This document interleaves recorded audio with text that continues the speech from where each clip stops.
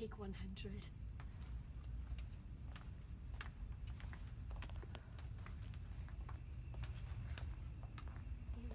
What's the matter? My friends are doing these amazing organic chem reactions, and I can't do them because I'm only Gen Chem. That's okay, Alona. You can take Organic Chemistry 1 next year. Oh, I'm only a biology major though. Don't worry, being a biology major is cooler than a chemistry major. But most biology majors do have to take Organic Chemistry 1. Really? Yes. So, do you want me to teach you all these reactions? Yes, please. And we can start now. Let's go. Let's go.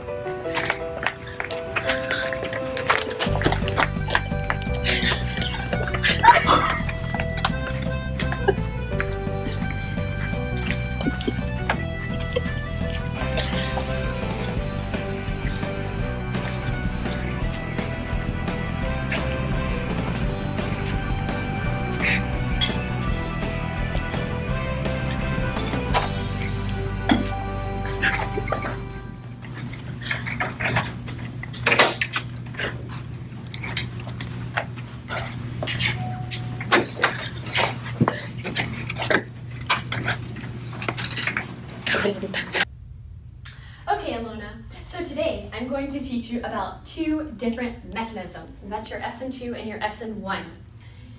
We're going to start off with these because E2 and E1, we don't want to start those until you really have the SN2 and SN1 down. Okay? Okay, and we're going to save E2 and E1 for OChem 1. Okay, so first off, SN2, whenever you are talking about SN2 reactions, you want to be able to attack from either a methyl, a primary, or a secondary carbon. SN2 reactions will never occur with tertiary carbons. So, for example, this would be a good SN2 reaction, okay?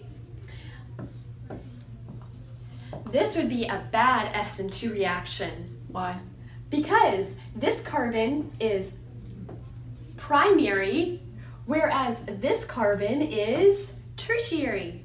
And you can see that because this central carbon right here has 1, 2, 3 other carbons, which whenever you have your substrate attack the bromine,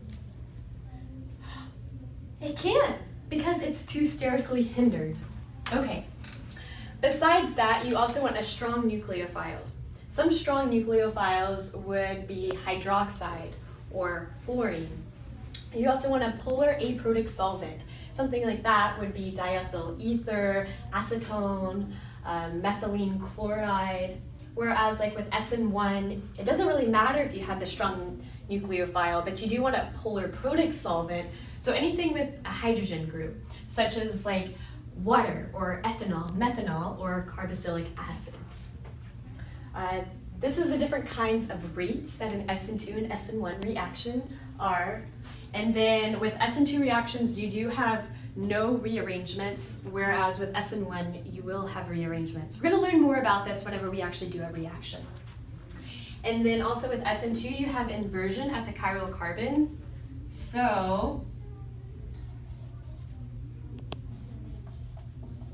this could turn into this. That's what inversion means.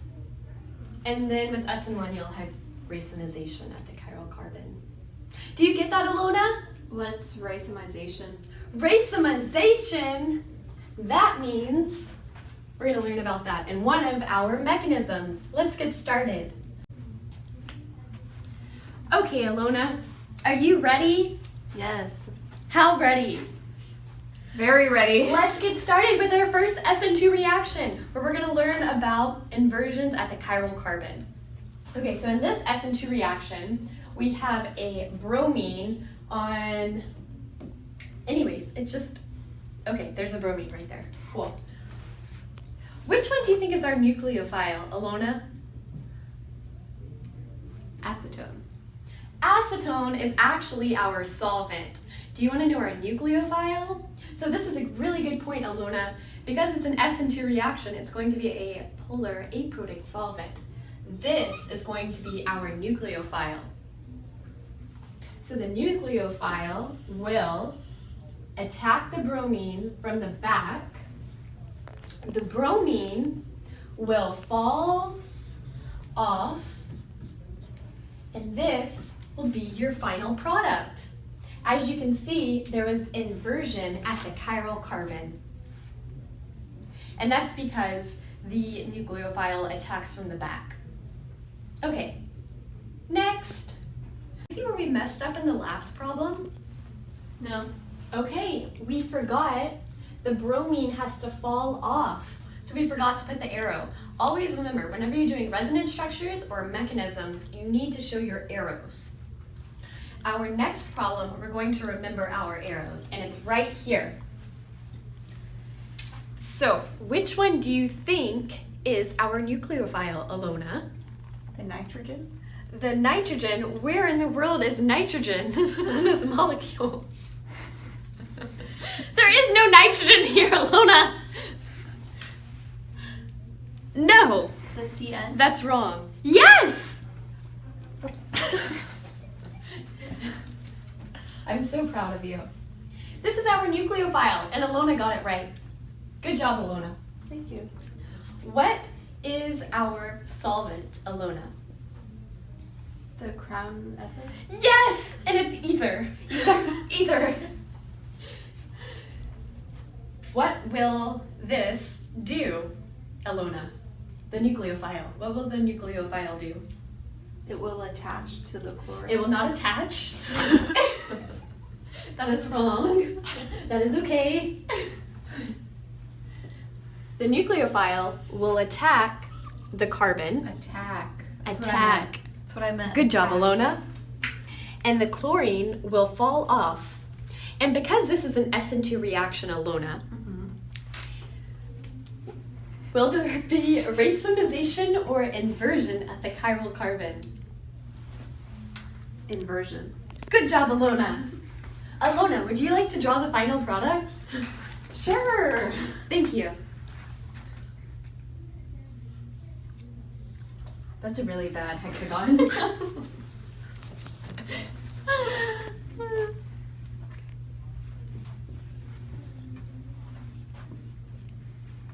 What is this? Is this chlorine?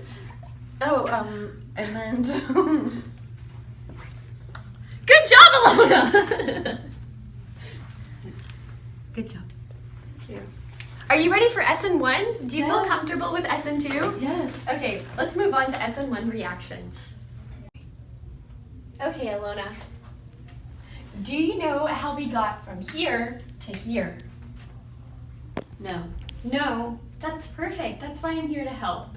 So let's start. This is going to be our first SN1 reaction that we're doing together.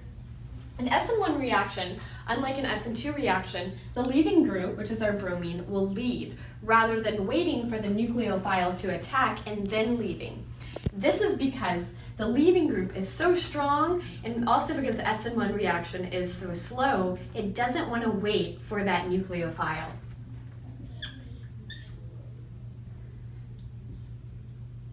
So, bromine will leave. This will leave you with a carbocation right there, or a positive charge. Since I'm not sure that you learned about that in Gen Chem 1 yet. Nope, positive charge. Okay, next, and you'll have a hydrogen right here. Think of that as like your imaginary hydrogen. In OChem, we already know that this carbon has 4 substituents. It has a carbon right here, a carbon right here, and a carbon right here. To make its 4th, there's a hydrogen right there. We just don't draw it, but we know that there's a hydrogen right there. So let's draw it in this case for the SN1. Then a hydride shift will occur.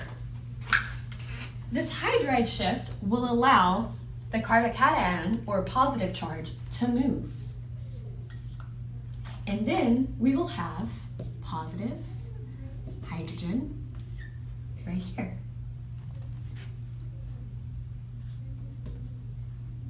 So they just get flip-flopped? Basically, flip-flop. Forgot to write that in earlier. This. And what is this again?